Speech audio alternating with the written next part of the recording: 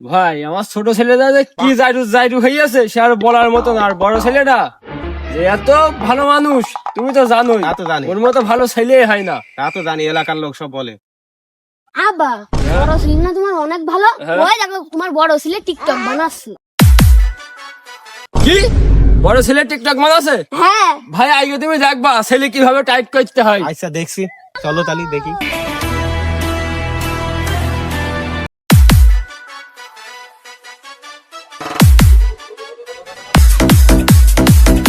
এই TikTok বানাচ্ছো TikTok?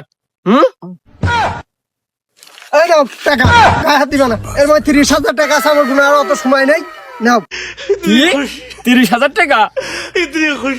আমি বাড়ি গেলাম।